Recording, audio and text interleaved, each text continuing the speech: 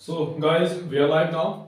तो आज हम शुरू कर रहे हैं उत्तर प्रदेश की परीक्षाओं के लिए, जो कि क्लास 10th की परीक्षाएं 12th की हैं, लेकिन पहले हम 10th के लिए शुरू करेंगे कि बच्चे पहली बार बोर्ड का पेपर देने जा रहे हैं। इससे क्या होता है, उसमें भयभीत हो जाते हैं। ठीक है, तो कैसा पेपर पैटर्न रहता है, कैसे पेपर सॉल्व किया जाता है, कैसे लिखा जाता है कॉपी में, ये सारी चीजें आज हम डिस्कस करेंगे। और आज से ये अनसॉल्व्ड सीरीज हम चालू कर रहे हैं, जो कि 20 दिनों के अंदर खत्म हो जाएगी। और सबसे पहले हम गणित का पेपर ही सॉल्व कराएंगे, क्योंकि चैनल बेसिकली गणित पर ही आधारित है। ठीक है, तो यहां पर हम क्या करेंगे कि 2022 के लेटेस्ट पेपर से शुरुआत करेंगे। आप देख लीजिए, जैसे ये वाला पेपर है, ठीक है, ये है अनसॉल्व्ड, जो कि राजीव प्रकाशन का आता है 40 रुपए का। आप चाहें तो इसे बाय भी कर सकते हैं और चाहें तो यहीं से ही क्वेश्चन सॉल्व कर सकते हैं। ठीक है, तो आप यहाँ पर एक पेपर को हम यहाँ पर एक पेपर को 2 पार्ट्स में डिवाइड करके सॉल्व करेंगे, क्योंकि उससे ज्यादा वीडियो लंबी नहीं होगी। ठीक है, तो चलिए शुरू करते हैं। लेकिन पहले आप देख लीजिए कि 2022 के लेटेस्ट पेपर कौन सा है। 2022 की से अनसॉल्व आप खोलेंगे तो कई सारे पेपर इसमें दिखेंगे, लेकिन उसमें कोड होता है। ठीक है, हर एक डिस्ट्रिक्ट के लिए अलग अलग कोड होता है। तो यहाँ पर कोड के आधार पर हम करेंगे। जैसे ये वाला पेपर है सेट 1 2022 822 AB। ठीक है, तो सबसे पहले हम इसी पेपर को सॉल्व करेंगे। चलिए शुरू करते हैं।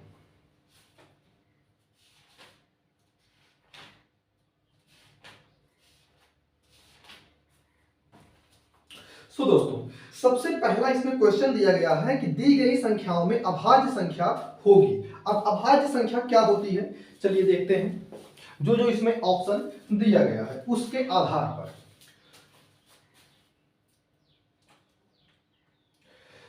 दोस्तों, यहां पर ऑप्शन दिया गया है 0, 1, 2 और 8। ठीक है, क्वेश्चन आप देख लीजिएगा अनसॉल्व में अपने।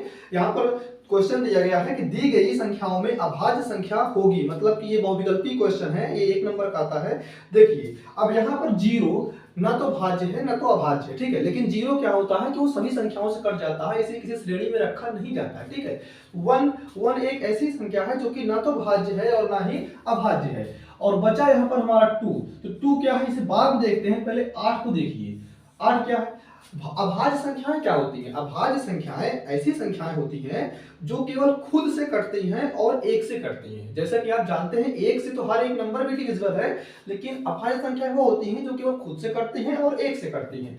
तो यहाँ पर 8 तो 1 से डिवाइड तो होगा ही, लेकिन 2 से भी हो जाएगा, 4 से भी हो जाएगा और इटसेल्फ ये खुद से भी हो जाएगा। तो ये अभाज्य संख्या नहीं हो सकती है। ठीक है, तो यहाँ पर हमारे पास जो संख्याएं बची हैं वो 2 है। तो 2 हमारे क्या है, ये एक अभाज्य संख्या है।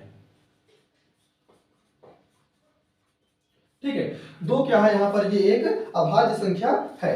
अगला क्वेश्चन है हमारे पास यहाँ पर कि समीकरण, एक समीकरण इन्होंने दिया हुआ है 3x² माइनस 2x प्लस 1/3 बराबर 0। ठीक है, इन्होंने एक समीकरण दिया हुआ है, ये कह रहे हैं कि इसका विविक्तकर होगा। अब विविक्तकर क्या होता है, पहले ये देखिए आप। विविक्तकर को हम इंग्लिश में डिस्क्रिमिनेंट कहते हैं, इसीलिए इसे डी से निर्धारित किया जाता है। ठीक है, तो विविक्तकर कैसे ज्ञात करते हैं कि हमारे पास सूत्र होता है d = b² माइनस 4ac। ठीक है, अब यहां पर सबसे पहले फाइंड करना है कि b² है कहां पर, b कहां है, a कहां है, हमें c कहां से मिलेगी, सारी क्वांटिटीज।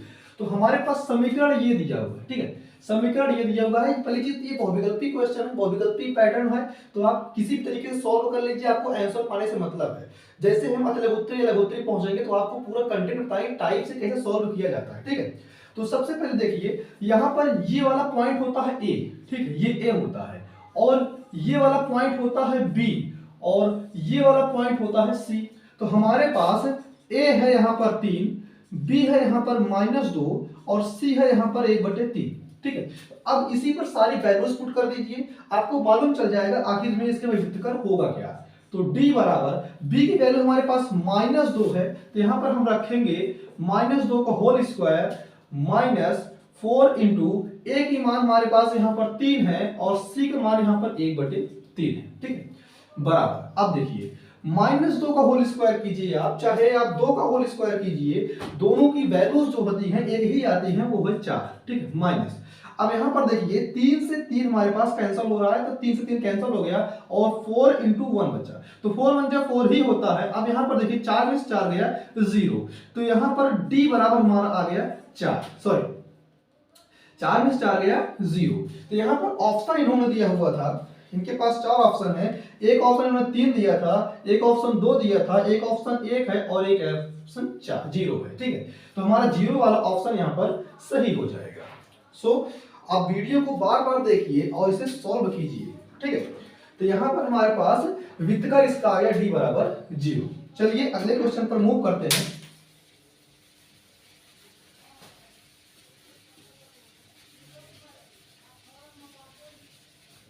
ठीक है, चलिए अगला क्वेश्चन क्या कह रहा है, यहाँ पर इन्होंने दिया हुआ है कि साइन ए, ठीक है, sine A is equal to 3/5 इन्होंने दिया हुआ है।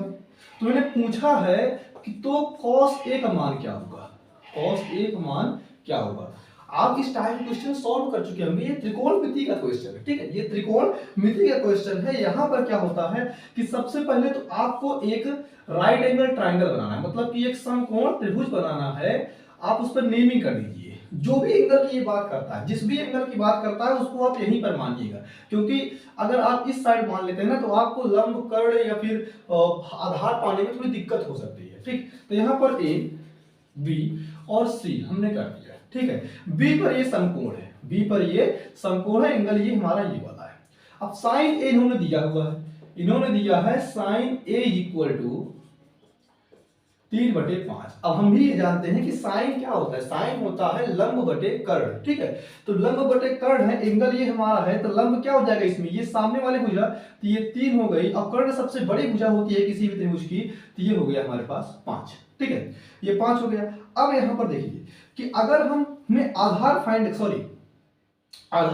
करना है तो इसके लिए क्या लगाएंगे हम, फार्मूला होता है कर्ण का स्क्वायर। कर्ण यहाँ पर है AC, तो AC का स्क्वायर इज इक्वल टू लंब का स्क्वायर, दैट मींस BC का स्क्वायर प्लस आधार का स्क्वायर, मतलब कि AB का स्क्वायर। ठीक है, अब AC की वैल्यू हमारे पास 5 दी हुई है, तो 5 का square is equal to BC की वैल्यू 3 दी हुई है, 3 का स्क्वायर प्लस AB का स्क्वायर कर देंगे। 5 का स्क्वायर 25 होता है, 3 का स्क्वायर 9 होता है, और ये प्लस AB का स्क्वायर ऐसे ही रहने दीजिए।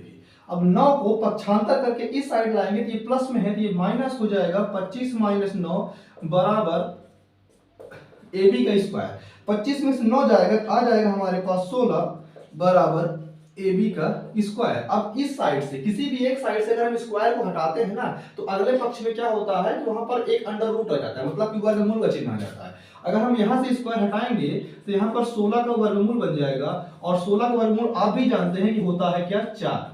ठीक है, 16 का वर्गमूल होता है 4, तो ये आ गया हमारे पास वैल्यू 4। इन्होंने पूछा था कॉस ए का मान।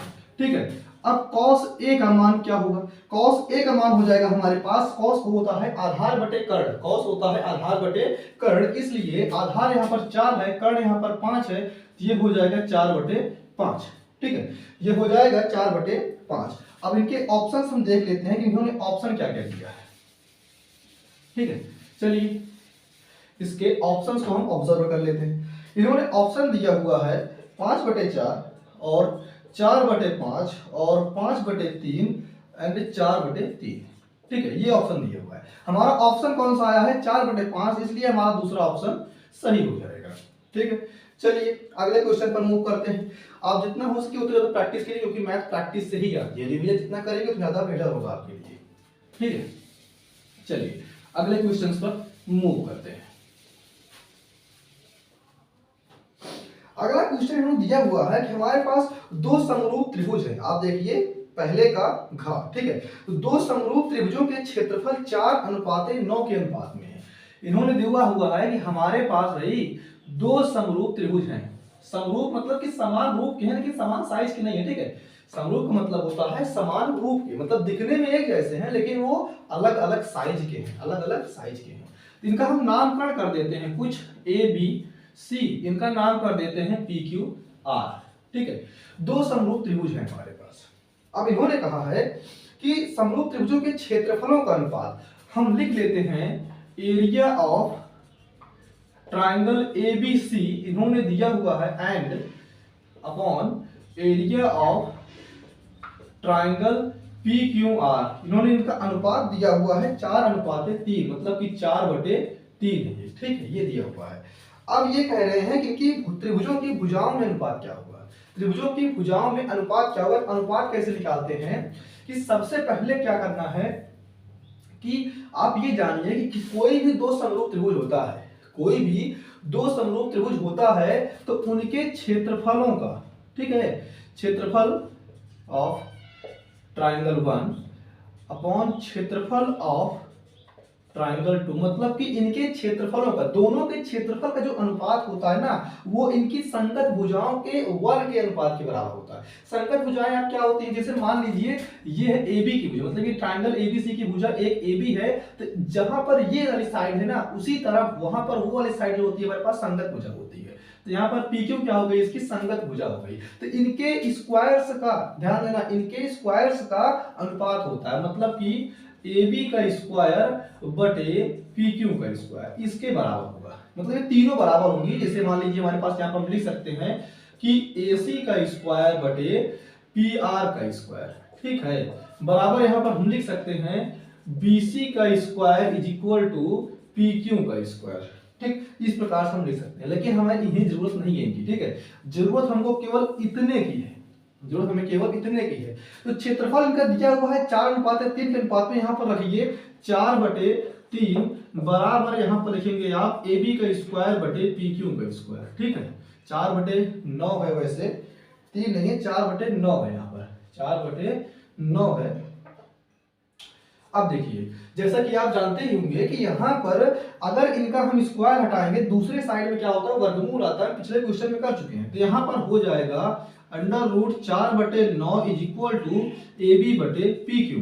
अब अगर हम इनका वर्गमूल निकालेंगे तो ये हो जाएगा AB बटे PQ इज इक्वल टू 2/3, मतलब हम इसे लिख सकते हैं 2:3। तो इनका अनुपात क्या हो गया, 2:3, ठीक है। अब देखिए इनके ऑप्शंस पर नजर डालते हैं कि इन्होंने ऑप्शन क्या क्या दिया हुआ है, ठीक है। अब इन्होंने ऑप्शन दिया हुआ है, पहला ही ऑप्शन 2:3 का है, दूसरा ऑप्शन इनका 4:9 का है, तीसरा ऑप्शन का 81:16 है, ठीक है, और चौथा ऑप्शन का 16:81 है। तो हमारा सही कौन सा हो जाएगा, जो हमारा ऑप्शन आया 2:3, ये वाला ऑप्शन सही है, ठीक है। चलिए अब अगले क्वेश्चन पर मूव करते हैं।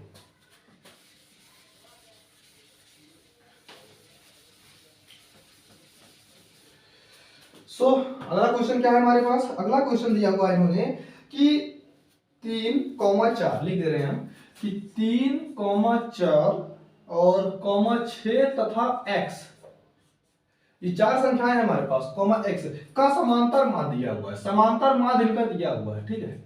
समांतर माध्य जो है इन्होंने दिया हुआ है कितना, ये दिए हैं 5, ठीक है, ये दिए हैं 5। हमें ज्ञात करना है कि x की वैल्यू क्या है, what is the value of x, ठीक है। तो आप भी जानते हैं कि समांतर माध्य का सूत्र होता है, नॉर्मल सूत्र यहाँ पर लगेगा, x bar is equal to, हमारे पास 4 लोग हैं तो x1 plus x2 plus x3 plus x4 upon कितने हैं, 4 लोग हैं, बटे 4 हो जाएगा। अब यहाँ पर x बार मतलब कि समांतर माध्य दिया हुआ है 5, ये 5 बराबर हो जाएगा, ये x1 ये है, x2 ये है, x3 ये है, x4 ये है, तो यहाँ पर 3 प्लस 4 प्लस 6 और प्लस x, क्योंकि x4 का मान x ही है, ठीक है, ये बटे 4। ये 4 यहाँ पर मल्टीप्लाई में है, इस साइड आएगा कि डिवाइड में है, इस साइड आएगा मल्टीप्लाई हो जाएगा, तो 4 5 20, ये 20 हो गया।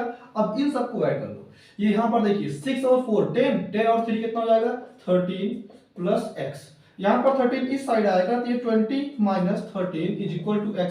अब इसे सब्ट्रैक्ट करिए तो ये आएगा 7, दैट मींस x का मान हमारे पास क्या है, 7 है, ठीक है। अब इनके ऑप्शंस चेक कर लेते हैं। इन्होंने ऑप्शन दिया हुआ है 5, 2, 7, 3, हमारा ऑप्शन कौन सा है, तीसरा, सी ऑप्शन हमारा सही है, ठीक है। चलिए अगले क्वेश्चन पर मूव करते हैं। जितना ज्यादा प्रैक्टिस करेंगे उतना ज्यादा बेहतर होगा, मैथ्स प्रैक्टिस से ही आती है, ठीक है। अगला क्वेश्चन, और अनसॉल्व आप जरूर ले लीजिए, क्योंकि अनसॉल्व से प्रैक्टिस करने में आसानी होती है, प्रीवियस ईयर क्वेश्चंस ज्यादातर रिपीट ही हो जाते हैं, यहाँ पर आप प्रैक्टिस जितना ज्यादा करेंगे तो ज्यादा बढ़िया रहेगा। अब यहाँ पर दिया हुआ है कि दो बिंदु है हमारे पास, एक है 2,3, इसको हम नाम ए रख देते हैं, और दूसरा है हमारे पास, इसका नाम भी रख देते हैं, जो कि 4,1 है, ठीक है। अब इन्होंने यहाँ दिया हुआ है कि इनके बीच की दूरी ज्ञात कीजिए, ठीक है। अब ये चैप्टर 7 का क्वेश्चन है, ठीक है। तो यहाँ पर ये जो इनके बीच की दूरी होती है, ये होता है x1, ये होता है y1, ये होता है x2, ये होता है y2। हमारे पास जो दूरी का सूत्र होता है इसके लिए वो होता है under root x2 minus x1 का स्क्वायर कर दीजिए, और चाहे तो x1 माइनस x2 का होल स्क्वायर कर दीजिए, इससे कोई फर्क पड़ता नहीं क्योंकि स्क्वायर होना ही है उसका। और यहाँ पर y2 माइनस y1 का स्क्वायर कर दीजिए। अब देखिए x2 क्या है हमारे पास 4 है, तो यहाँ पर 4 माइनस x1 कितना है 2 है, तो 2 का स्क्वायर प्लस y2 कितना है हमारे पास, y2 हमारे पास 1 है, माइनस y1 कितना है हमारे पास 3 है, होल स्क्वायर बराबर। अब देखिए 4 में से 2 जाएगा तो 2 ही बचेगा, और 2 का स्क्वायर प्लस 3 में से 1 जाएगा तो माइनस 2 बचेगा, और यहाँ पर भी 2 का स्क्वायर, इसका स्क्वायर 4 और इसका भी स्क्वायर 4, ये दोनों हो गए 8, और 8 का हम वर्गमूल करेंगे तो ये पूर्ण रूप से वर्गमूल तो है नहीं, तो घनमूल होता है, लेकिन यहाँ पर करना वर्गमूल है तो ये आ जाएगा 2 अंडर रूट 2, और यहाँ पर लिखना पड़ता है हमें मात्रा, क्योंकि ये यूनिट लेस होता है, ठीक है, ये यूनिट लेस है अभी, इसलिए मात्रा लिखते हैं। तो ऑप्शन में दिया हुआ है यहाँ पर एक ऑप्शन है 2 हमारे पास, एक ऑप्शन है 2 अंडर रूट 3 हमारे पास, और एक ऑप्शन है 2 अंडर रूट 2, और एक ऑप्शन है 3, तो सही हो जाएगा हमारा तीसरा, ठीक है। तीसरा ऑप्शन क्या है हमारे पास, सही है। क्लियर है। चलिए अगले क्वेश्चन पर मूव करते हैं। सो गाइस अगले क्वेश्चन पर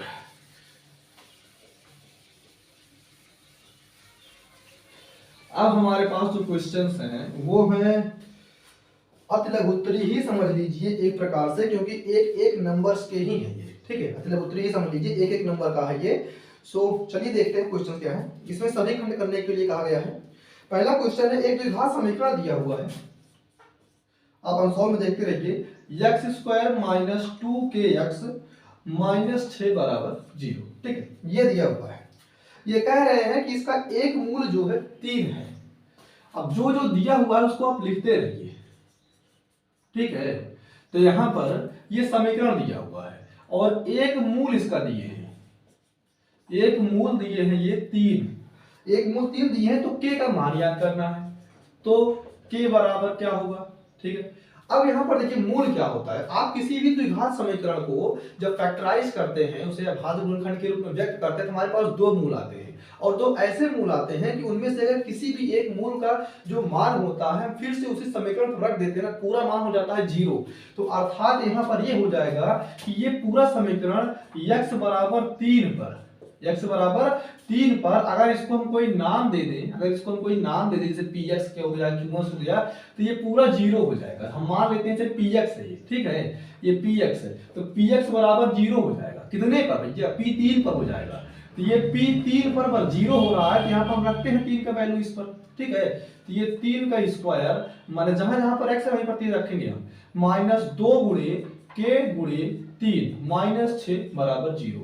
3 का स्क्वायर 9 होता है, और ये 2 3 6 होता है, माइनस 6, और ये k है यहाँ पर बराबर 0, और ये माइनस 6 है, ये प्लस 9 है, तो 9 में से 6 जाएगा तो यहाँ पर बचेगा 3, और माइनस 6 के बराबर 0। हम 6k को उस साइड ले जाएंगे तो यहाँ पर 3 बराबर 6k, और 6 यहाँ पर मल्टीप्लाई में है तो यहाँ पर आ जाएगा ये डिवाइड में, 3/6 बराबर k।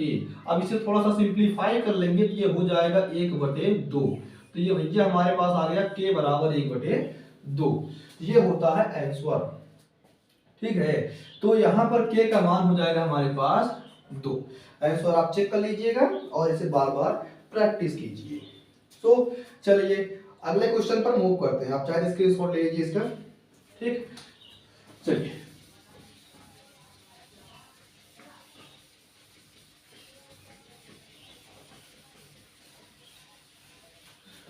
तो चलिए देखते हैं अगला क्वेश्चन क्या है। अगला क्वेश्चन दिया हुआ है यहाँ पर 2 tan 30 डिग्री, ट्रिग्नोमेट्री का है, यहाँ पर 2 tan 30 डिग्री बटे 1 प्लस tan स्क्वायर 30, ठीक है, यहाँ पर दिया हुआ है tan स्क्वायर 30 डिग्री। तो ये पूछ रहे हैं कि इसका मान क्या होगा, ठीक है, इसका मान क्या होगा। सो चलिए जैसे हम जानते हैं ये tan 30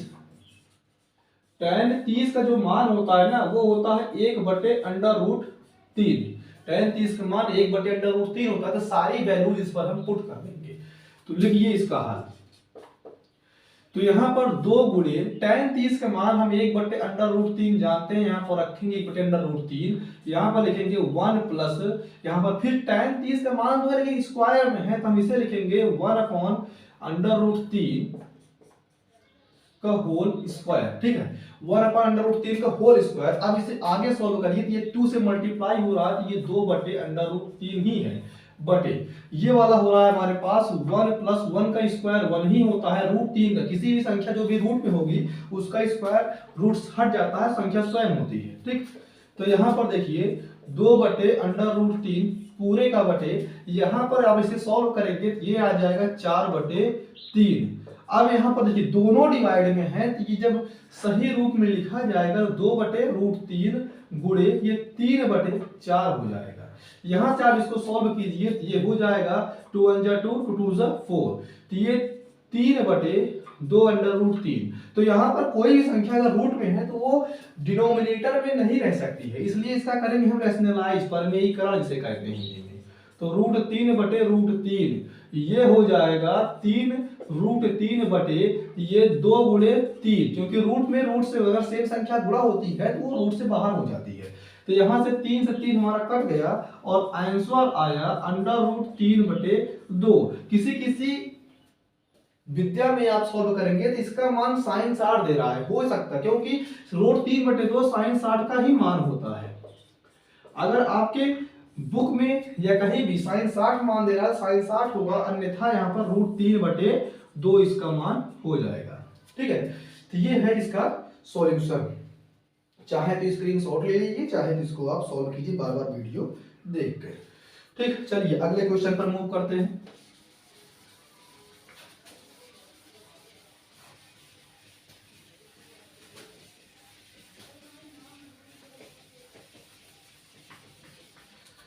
ठीक है, चलिए नेक्स्ट क्वेश्चन।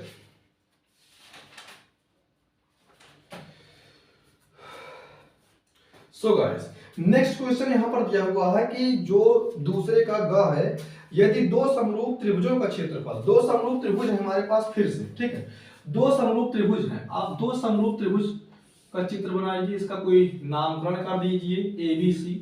एक त्रिभुज और है हमारे पास जिसका नामकरण कर दीजिए PQR। ठीक है, इनका जो क्षेत्रफल दिया हुआ है, मान लीजिए हम कह रहे हैं त्रिभुज ABC का क्षेत्रफल ये दिए हैं 169 सेंटीमीटर स्क्वायर। ठीक है, इसमें दिया हुआ है त्रिभुज PQR का क्षेत्रफल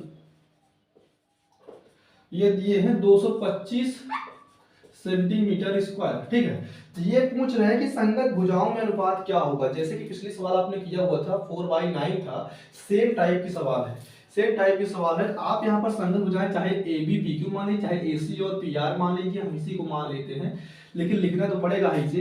तो आप लिखिए यहाँ पर त्रिभुज ABC का क्षेत्रफल बटे त्रिभुज PQR का क्षेत्रफल बराबर हो जाएगा AC का स्क्वायर बटे PR का स्क्वायर, क्योंकि ये कर्ण है ना, यहाँ पर AC और ये कर्ण, दोनों का कर्ण है, ये संगत भुजाएं हो जाएंगी, बराबर AB का स्क्वायर बटे PQ का स्क्वायर, ये दोनों संगत भुजाएं, और बराबर ये हो जाएगा BC का स्क्वायर बटे QR का स्क्वायर, ये संगत भुजाएं। आप कोई भी एक ले लीजिए, हम इसी को एक ले लेते हैं। ठीक है, यहाँ पर ये दिया हुआ है 169 सेंटीमीटर स्क्वायर बटे 225 सेंटीमीटर स्क्वायर बराबर AC का स्क्वायर बटे PR का स्क्वायर। अब इस दोनों का हम स्क्वायर हटाएंगे ना, तो इस साइड बन जाएगा वर्गमूल, मतलब कि अंडर रूट। तो यहाँ पर 169 बटे 225 सेंटीमीटर स्क्वायर कट जाएगा, बराबर ये हो गया AC बटे PR। ये होता है हमारे पास, ये जो पॉइंट है ये हो जाएगा 169 का वर्गमूल 13 होता है और 225 का वर्गमूल 15 होता है, बराबर ये आ जाएगा AC बटे PR। ठीक है, आप इसे लिख सकते हैं AC ratio PR is equal to 13 ratio 15, ये है इसका आंसर। ठीक है, क्वेश्चन एकदम आसान है, आप पासिंग मार्क्स आराम से गेन कर सकते हैं, यहाँ पर बहुत ज्यादा हार्ड क्वेश्चन है नहीं। चलिए अगले क्वेश्चन पर मूव करते हैं। ठीक, जितना ज्यादा आप प्रैक्टिस करेंगे उतना ज्यादा परफेक्ट हो जाएंगे आप। जैसा कि एक कोटेशन लिखा हुआ है, प्रैक्टिस मेक्स मैन परफेक्ट। अभ्यास ही सफलता का मार्ग है, लेकिन अभ्यास तो करते नहीं है आप सब, सफलता कैसे मिलेगी? तो अभ्यास कीजिए, सफलता मिल जाएगी। नहीं करेंगे तो कुछ और ही मिल जाएगा, घर वालों से चार जूता चप्पल यही सब मिलेगा और कुछ नहीं। ठीक है, चलिए अगले क्वेश्चन पर। घात, ये दिए हैं 12 व्यक्तियों के भार का समांतर माध्य। हमारे पास 12 व्यक्ति हैं, मतलब हम कह सकते हैं कि n बराबर ये 12 दिए हैं, 12 व्यक्ति। हिंदी हमारी राइटिंग ठीक नहीं है, ध्यान से देखिएगा। n बराबर 12 व्यक्ति, ठीक है। समांतर माध्य दिए हैं ये 45.6 किलोग्राम।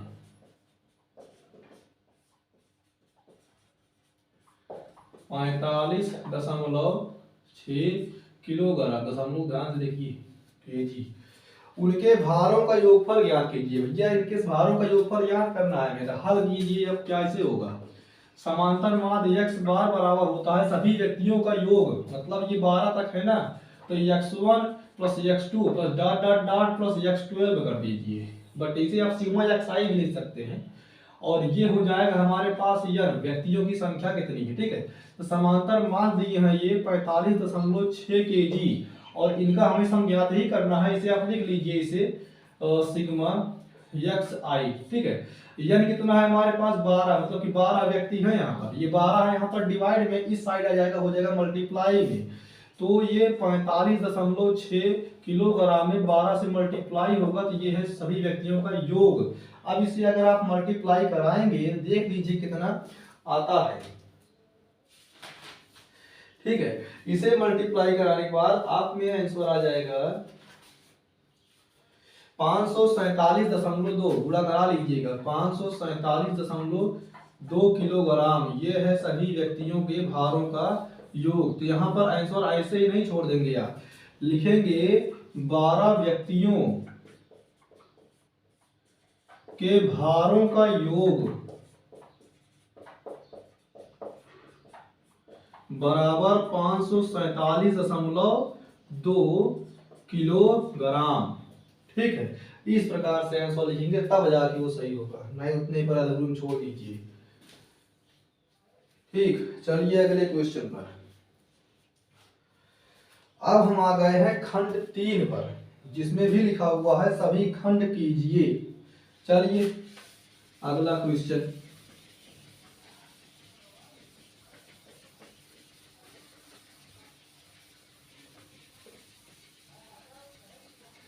ये तो मिट गया, चलिए इसे जाने दीजिए, कोई मतलब नहीं है। यहाँ पर सेट 1 रेशियो, ठीक। चलिए खंड 3 में दिया हुआ है, या अभाज्य गुणनखंड विधि द्वारा 96 और 404 का एचसीएफ और एलसीएम ज्ञात कीजिए। अब एचसीएफ और एलसीएम लगभग सबको ज्ञात करना आता है, लेकिन ये दिए हुए हैं कि अभाज्य गुणनखंड विधि द्वारा दो संख्याएं हैं हमारे पास, एक है 96, एक है 404, दोनों का करना है अभाज्य गुणनखंड पहले।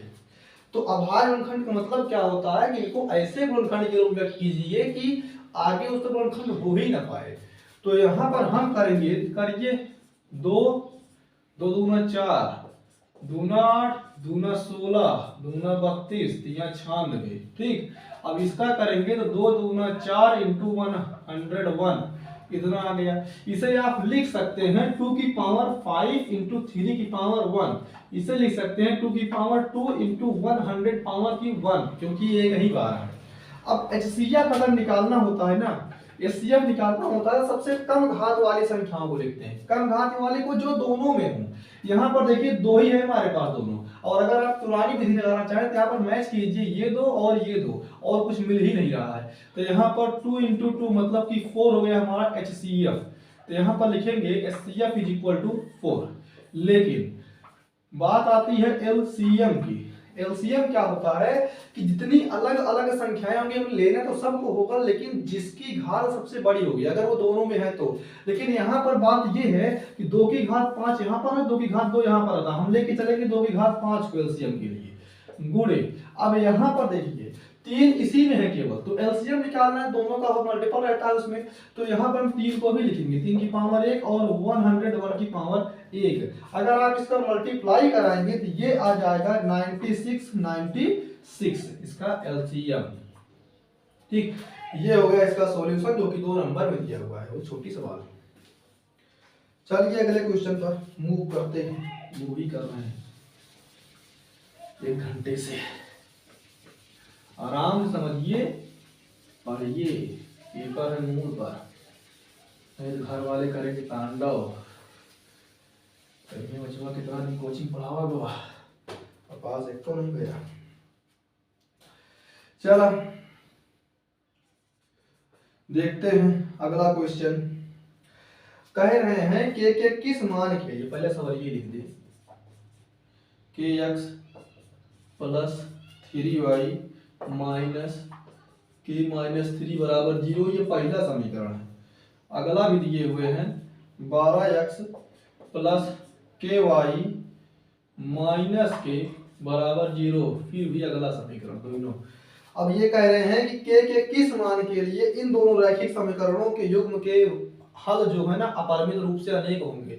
अब ये चैप्टर 3 का क्वेश्चन है, अपरिमित रूप से अनेक हल क्या होता है। जैसे मान लीजिए हमारे पास एक ग्राफ है, ठीक, एक ग्राफ है, अगर एक लाइन खींच दिए और दूसरी लाइन भी इसी पे चली गई तो वो दोनों हर पॉइंट पर एक दूसरे को टच करते हैं, हर पॉइंट पर एक दूसरे को टच करती हैं, तो उनके पास होता है अपरिमित रूप से अनेक हल। जब अपरिमित रूप से अनेक हल ही है उनके पास, तो इसका एक सूत्र होता है जो कि आप पढ़े होंगे, ये होता है, देखो ये, जब अपरिमित रूप से अनेक हल, अपरिमित रूप से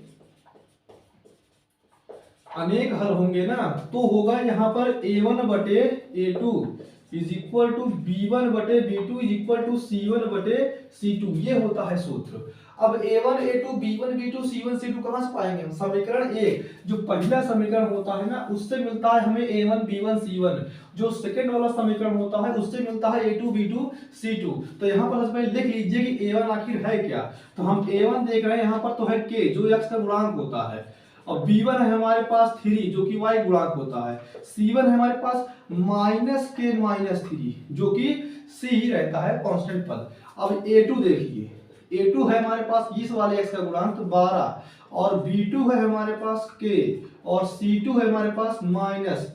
ठीक, चलिए रखिए, तो a1 का मान है k, तो k रखिए, b1 का सॉरी a2 का मान है 12, 12 रखिए बराबर, b1 का मान है 3 और b2 का मान है हमारे पास k रखिए, c1 का मान है माइनस के माइनस 3 बटे c2 का मान है माइनस k, तो माइनस से माइनस खत्म, मतलब इसको हटा लीजिए, कोई मतलब है नहीं इसका। ठीक है, अब यहाँ पर क्या होता है कि हमारे पास दो बराबर चिन्ह लगे हैं, किसी भी दो को लेके आप हल कर सकते हैं। तो पहले आसान वाला ही पढ़िए, गलती होने की चांस कम होगी। तो यहाँ पर देखिए ये k बटे 12 बराबर 3 बटे k, यहाँ पर k इस समय हमारे पास डिवाइड में है, किस साइड आएगा मल्टीप्लाई में, उसी प्रकार से 12 भी यहाँ पर डिवाइड में है, तो उस समय जाएगा तो क्या हो जाएगा मल्टीप्लाई में, तो ये हो जाएगा k स्क्वायर, ये हो जाएगा 12 में 36, तो इसका हम हटाएंगे वर्ग, ये हो जाएगा वर्गमूल 36 जो कि आएगा 6।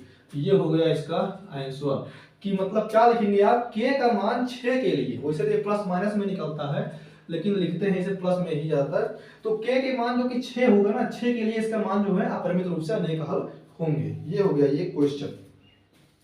ठीक, स्क्रीनशॉट लेना हो तो ले लीजिए, नहीं तो हम आगे मूव करें। सो चलिए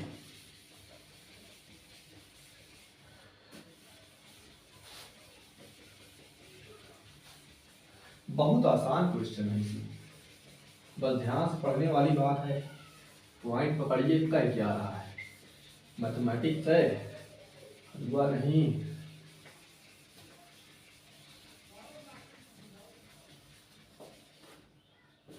सो चलिए आगे मूव करते हैं। इसमें दिया हुआ है भैया त्रिभुज ABC है, एक पहले बना लो त्रिभुज ABC, लेकिन नामकरण मत करना कोई सवाल पढ़ने से पहले। एक त्रिभुज है ABC जो कि समद्विबाहु है, समद्विबाहु मतलब कि जो जिसकी दोनों भुजाएं बराबर हैं, ठीक है। तो इसमें दिए हुए हैं कि C पर समकोण है, इसलिए हम समकोण बनाए। तो यहाँ पर ये C पर ये समकोण है, यहाँ पर A मान लीजिए, यहाँ पर B मान लीजिए। तो ये समद्विबाहु है, ये तो कर्ण होती है सबसे बड़ी भुजा, समद्विबाहु होगा कौन सा, ये वाला ये वाला। ठीक है, ये दोनों भुजाएं हमारे पास क्या हो गई, बराबर हो गई। अब अगर आप ये जानते लिख लीजिए इसे कि AC बराबर BC, क्या भैया दिया है, ठीक है, दिया है ये AC बराबर BC। अगर ये दोनों साइड्स बराबर है हमारे पास, समद्विबाहु में क्या होता है, दोनों एंगल भी बराबर होते हैं। लिख दीजिए एक प्रोफेशनली तरीके से, angle A is equal to angle B। इसी प्रकार से ये भी दिया हुआ है, ठीक है, तो ये हो गया। अब उसके बाद हमें क्या सिद्ध करना है, ये दे रहे हैं कि सिद्ध करो, सिद्ध करो, क्या सिद्ध करना है, AB का स्क्वायर बराबर 2AC का स्क्वायर, ये सिद्ध करना है। बहुत आसान क्वेश्चन है। अब क्वेश्चन देखिए पहले, ये क्या हमारे पास समकोण त्रिभुज है। अगर समकोण त्रिभुज है इसमें हम लगा सकते हैं कर्ण का स्क्वायर बराबर लंब का स्क्वायर और आधार का स्क्वायर। तो यहाँ पर लिखिए हमारे पास कर्ण हो गया AB, क्योंकि राइट एंगल ट्राइंगल के सामने वाली भुजा होती है कर्ण, मतलब हाइपोटेन्यूज। इसका स्क्वायर इज इक्वल टू लंब का स्क्वायर, मतलब कि BC का स्क्वायर प्लस आधार का स्क्वायर। आधार है हमारे पास AC, स्क्वायर कर दीजिए। अब AB स्क्वायर ऐसे ही लिख दीजिए, ब्रैकेट खोल के AB स्क्वायर बराबर BC। अब यहाँ पर देखिए हमारे पास BC जो है ना AC के बराबर है, तो यहाँ पर इसे एक ही मान लीजिए, यहाँ पर लिख देंगे हम इसे AC का स्क्वायर, और ये प्लस AC का स्क्वायर है समीकरण 1 से। यहाँ पर लिखेंगे समीकरण 1 से AC बराबर BC। ठीक, अब यहाँ पर लिखेंगे AB का स्क्वायर बराबर, देखो AC स्क्वायर मान लीजिए हमारे पास यहाँ पर एक आम और ये फिर एक आम, तो एक एक दो, तो यहाँ पर 2AC स्क्वायर हो गया प्रूफ, ये हो गया प्रूफ। ठीक, चलिए अगले क्वेश्चन पर मूव करते हैं। देखिए अगला क्वेश्चन क्या है, स्क्रीनशॉट ले लीजिए इसका, नहीं तो सॉल्व कीजिए बार बार। ठीक, सो अगला क्वेश्चन,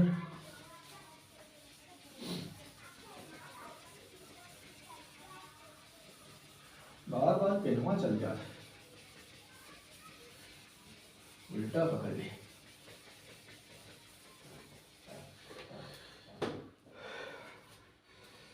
चलिए अगला क्वेश्चन इसमें दिया हुआ है भैया, चैप्टर का नाम तो नहीं, सॉरी चैप्टर कौन सा ये नहीं पता है, चैप्टर का नाम तो पता ही है। एक बेलन के आधार की त्रिज्या, पहले एक बेलन बना लो, मतलब घर वाला नहीं बेलना, जब रोटी पकावा जात, बेलना ये वाला। ठीक, इसमें बना दीजिए आधार, ये दिए हैं। कह रहे हैं कि एक बेलन के आधार की त्रिज्या जो है 4 सेंटीमीटर है। आधार ये है हमारे पास, इसकी त्रिज्या हो गई 4 सेंटीमीटर यहाँ से यहाँ तक की, और ये ऊंचाई दिए हुए हैं, ऊंचाई दिए हुए हैं 14 सेंटीमीटर, मतलब कि यहाँ से यहाँ तक का ये 14 सेंटीमीटर हो गया।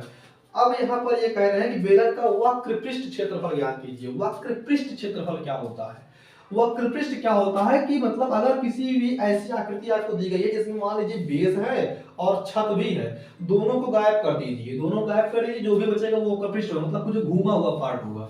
तो यहाँ पर ये घूमा हुआ पार्ट यही बीच वाला है केवल, ये तो आधार है, ये छत मान लीजिए, इसको खत्म कहानी इसकी। तो यहाँ पर हो जाएगा इसका क्षेत्रफल, सूत्र होता है बेलन के वक्र पृष्ठ का क्षेत्रफल। बेलन के वक्र पृष्ठ का क्षेत्रफल का सूत्र होता है 2 पाई RH। तो यहाँ पर हमारे पास जो दिया हुआ है R है 4 सेंटीमीटर और H है हमारे पास 14 सेंटीमीटर। अब रखिए सूत्र के अनुसार 2 गुणे पाई का मान तो जानते ही हैं 22/7 होता है। ठीक, R का मान ये 4 दिए हैं, H का मान दिए हैं 14, और सेंटीमीटर स्क्वायर में ही आता है क्षेत्रफल, मतलब अगर मीटर होगा तो मीटर स्क्वायर, सेंटीमीटर होगा सेंटीमीटर स्क्वायर। 7 से काटिए, 7 एकम 7, 7 दूनी 14, तो 2 गुणे 22 गुणे 4 गुणे 2 सेंटीमीटर स्क्वायर। इसको आप मल्टीप्लाई कराएंगे ना तो आ जाएगा 352 सेंटीमीटर स्क्वायर।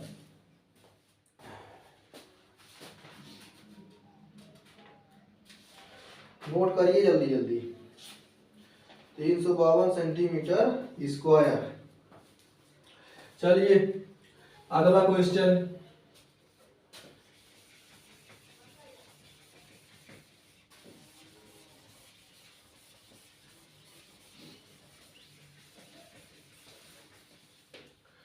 सो मूव करते हैं अगले क्वेश्चन पर। लेकिन सॉरी यहाँ पर लाइट चली गई है।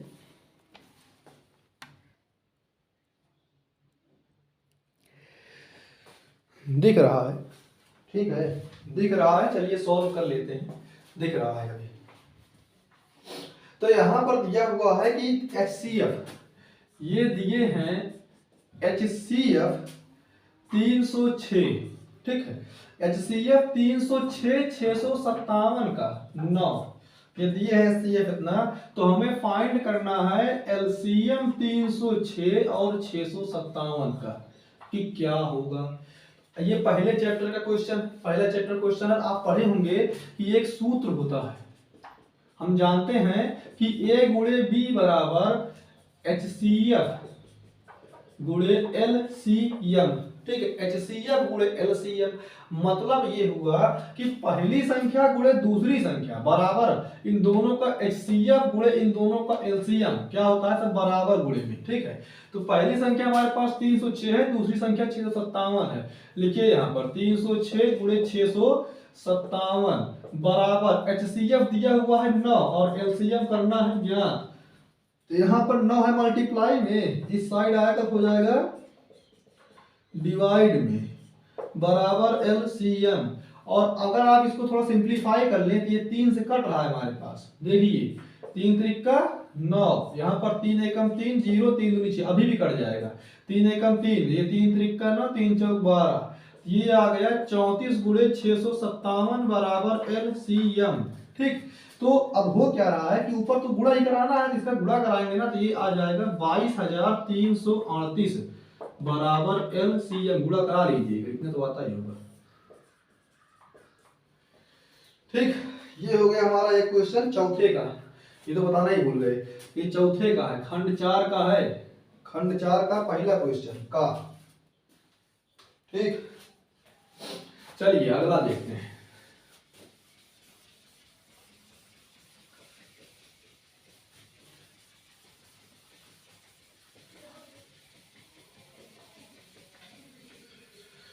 चलिए अगला क्वेश्चन, अगला क्या कह रहा है, यह मां इसमें दिया हुआ है sin 3a, sin 3a बराबर दिए हैं ये cos a माइनस 26, ठीक, cos a माइनस 26 डिग्री। अब हमें ज्ञात करना, ये कह रहे हैं कि जहां पर ये 3a जो है ना, ये जो 3a है ये है एक न्यून कोण, तो a का मान याद करना है कि a का मान आखिर में होगा क्या, डिग्री जो होगी क्या होगी। देखिए आपने पढ़ा होगा कि होता है sine 90 minus theta is equal to cos theta, और कॉस 90 माइनस थीटा होता है साइन थीटा।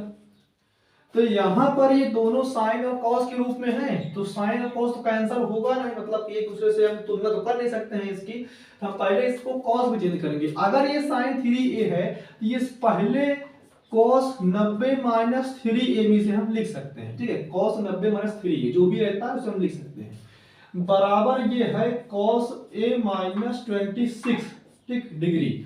तो अगर हम इसकी तुलना करने पर यहां लिखेंगे हम तुलना करने पर, तुलना करने पर दोनों तरफ का कॉस जो है वो हट जाएगा, कैंसल नहीं होते हैं, आपस में से काट नहीं सकते हैं आप, तो ये हट जाएगा। तो यहाँ पर बचेगा 90 माइनस 3a, इस साइड बचेगा a माइनस 26 डिग्री, ठीक है, ये भी डिग्री में है।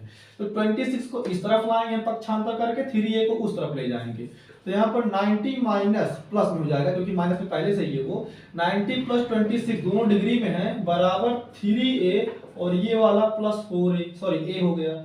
इसको आप ऐड करेंगे तो 116 डिग्री आएगा और ये हो जाएगा 4a।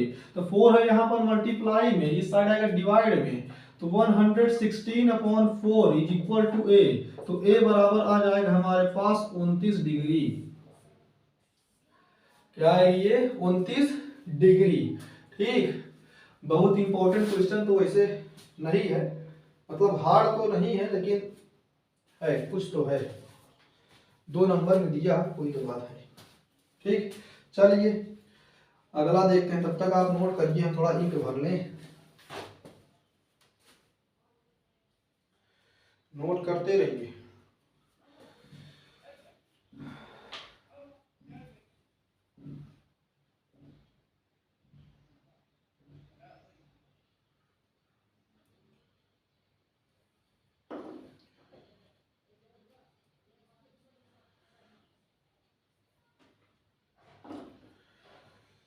सो चलिए आगे देखते हैं कौन सा क्वेश्चन है।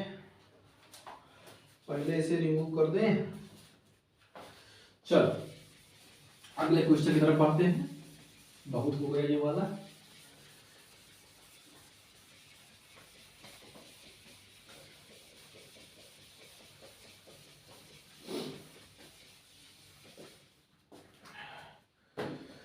चलिए अगला क्वेश्चन कह रहा है इसमें कि 10 मीटर मतलब गा है, चौथे का गा, 10 मीटर एक लंबी सीढ़ी है जो कि एक दीवार पर टिकाई हुई है। भैया यहाँ पर एक दीवार है, इस पर एक सीढ़ी टिकाई हुई है, सीढ़ी बना दीजिए।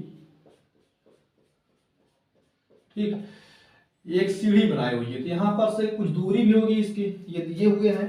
कह रहे हैं 10 मीटर लंबी सीढ़ी है, सीढ़ी की लंबाई यहाँ पर 10 मीटर है। ठीक, 10 मीटर सीढ़ी की लंबाई है जो कि भूमि पर टिकाने पर 8 मीटर की ऊंचाई पर एक खिड़की है, वहां तक पहुंचती है। यहाँ पर एक खिड़की भी है, तो ये 8 मीटर की ऊंचाई पर है भूमि से। ठीक, अब ये क्या करना है हमें, ये कह रहे हैं कि दीवार के आधार से, ये है दीवार का आधार, इसके आधार से जहां पर सीढ़ी टिकाई हुई जमीन से उसकी दूरी क्या है। ठीक है, यहां से यहां तक की दूरी, इसे कुछ नामकरण कर दीजिए ए बी सी। हमें ए बी की दूरी पूछ रहा है, तो यहाँ पर अगर आप देखिए तो 90 डिग्री, दीवार की होगी नहीं, यहाँ पर 90 ही बनेगा। तो ये पाइथागोरस प्रमेय से हल होगा। तो यहाँ पर लिखेंगे आप ए सी का square is equal to A B का स्क्वायर प्लस बी सी का स्क्वायर। तो ए सी की वैल्यू 10 मीटर दी हुई है, लिखिए इसे 10 मीटर। ए बी की वैल्यू तो हमें ज्ञात ही करनी है। ठीक, और प्लस ये दिया हुआ है 8 मीटर, इसका भी लिखिए स्क्वायर।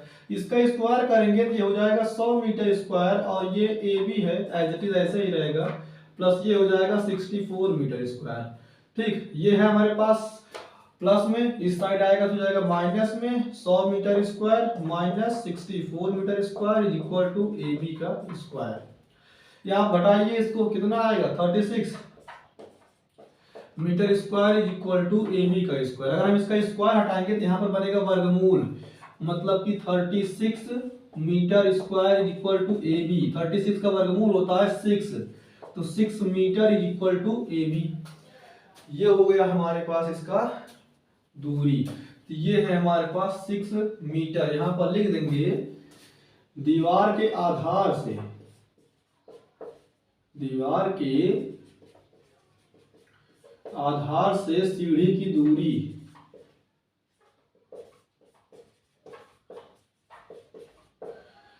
6 मीटर है। ठीक, ये हो गया हमारा फुल प्रूफ आंसर। चलिए अगला क्वेश्चन है एक ज्योमेट्री का 5.8। आप इस वाले क्वेश्चन को लगाएंगे। ठीक है, चौथे का घात, इसमें दिया हुआ है कि रेखाखंड जो कि 5.8 सेंटीमीटर का है, इसे 4:3 के अनुपात में विभाजित करना, दोनों भागों की माप भी लिखनी है। इसे आप खुद से करेंगे, अगर नहीं आएगा तब आप कमेंट कीजिएगा, तब हम आपको बताएंगे। बहुत आसान क्वेश्चन है, बस खींचना है, काटना है, लेकिन मेथड से, पूरे विधि विधान से।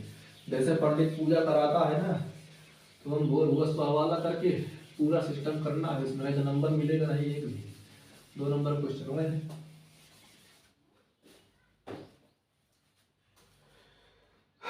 चलिए एक क्वेश्चन और देख लेते हैं 5 का, जो कि खंड 5 का एक ही क्वेश्चन देखेंगे का। ठीक है, ये कह रहे हैं कि ऐसी 2 संख्याएं ज्ञात कीजिए जिनका योगफल 2700 और गुणनफल 182 हो। सबसे पहले आप क्वेश्चंस को नोटिस कीजिए, 2 संख्याएं की बात कर रहे हैं, तो संख्याएं दी नहीं है, तो लिख लीजिए माना 2 संख्याएं, माना 2 संख्याएं x तथा y हैं। ठीक है, माना 2 संख्याएं हमारे पास x और y हैं, तो इनका योगफल दिया हुआ है। यहाँ पर लिखेंगे आप प्रश्नानुसार, क्योंकि प्रश्न के अनुसार ही हमें चलना है। ये कह रहे हैं प्रश्नानुसार दोनों संख्याओं का योगफल x plus y equal to 27 दिए हैं, पहला हो गया। ठीक है, और इसी प्रकार x गुणे y दोनों गुणनफल दिए हैं, ये 182 दूसरा हो गया। ठीक है, अब हमें करना क्या है, इसको हल करके x और y के मान याद करना। यहाँ पर देखिएगा समीकरण 2 से हम देखें, इसको हम लिख सकते हैं x बराबर 182 बटे y, क्योंकि यहाँ पर ये गुणे में है। हम समीकरण 2 एग्जैक्टली इसे मान लेते हैं, इसे छोड़िए। ठीक है, दिया तो वैसे ये भी है, यही है 2 हमारे पास, ये मान लेते हैं x का मान है ये। ठीक है, यहाँ पर लिखेंगे कि x का मान x का मान समीकरण 1 में रखने पर,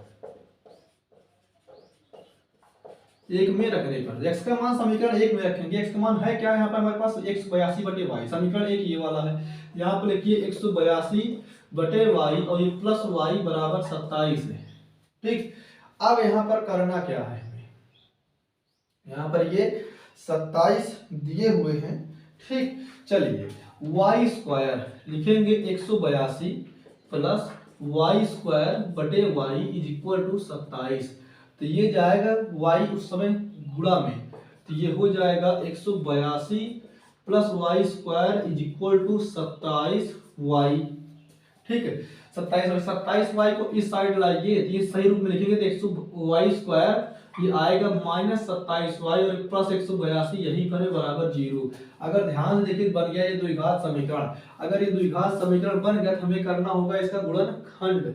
ठीक है, इसका गुणनखंड करना होगा तो आप पहले इतना नोट कर लीजिए, गुणनखंड कर लेते हैं यहाँ। तो हो गया नोट, अगर ना हुआ हो तो यहाँ पर कर लीजिए स्क्रीनशॉट इसका, आगे करते हैं। ठीक है, चलिए आगे करते हैं। तो एक सूत्र आप जानते होंगे, यहाँ पर इसे मिटा ही देते हैं, आप यहाँ सब स्क्रीनशॉट कर लीजिए। ठीक, तो आगे देखिए हमारे पास समीकरण जो आया था अभी वो आया था Y square minus 27y plus 182 बराबर 0। एक समीकरण होता है जो कि सूत्र होता है श्रीधराचार्य का, होता है minus b plus minus under root b square minus 4ac बटे 2a। ठीक है, तो यहाँ पर से a यहाँ पर रहता है b, ये है हमारे पास c ये है। ठीक है, तो लिखेंगे y बराबर माइनस बी, पहले से ही माइनस में, यहाँ पर भी ये माइनस में, ये हो जाएगा हमारे पास minus 27 plus minus under root, यहाँ पर माइनस बी का whole square minus 27 whole square minus 4 गुणे ए हमारे पास कितना है, ए हमारे पास कितना है 1 है, सी कितना है हमारे पास 182 है। ठीक, बटे 2a मतलब कि 2 गुणे ए हमारे पास एक ही है। तो यहाँ पर लिखेंगे y बराबर माइनस माइनस ये प्लस 27 हो गया, प्लस माइनस अंडर रूट 27 का स्क्वायर होता है 729 माइनस इसे आप गुणा कराएंगे तो ये आ जाएगा 728 बटे 2। ठीक, आगे यहाँ पर देखिए। ठीक है, ये हो जाएगा y बराबर 27 प्लस माइनस अंडर घटाएंगे आप उसको, अंदर एक आएगा और एक का वर्गमूल एक ही होता है। इस प्रकार से y बराबर 27 प्लस माइनस 1 बटे 2, हम एक बार प्लस मिलेंगे वैल्यू, तो ये 27 प्लस 1 बटे 2 मतलब ये 28 बटे 2 जो कि आएगी वैल्यू 14। ठीक है, अगली वैल्यू हम माइनस में लेंगे तो ये 27 माइनस 1 बटे 2 मतलब कि 26 बटे 2 मतलब कि आ गया 13। ठीक है, चाहिए तो आप यही दोनों वैल्यू लीजिए लेकिन यहीं से लिखना सही नहीं होगा। तो आप लिखेंगे यहाँ पर x बराबर दिया था 182 बटे y, तो y कुमार नहीं चाहे 13 नहीं चाहिए, अगर 14 रखेंगे 13 आएगा, 13 रखेंगे तो 14 आएगा। तो 182 बटे 13 रखे तो यहाँ पर x का मान आ गया 14, x बराबर 14 y बराबर 13, एक मान इसका लिख लीजिए है संख्याएं।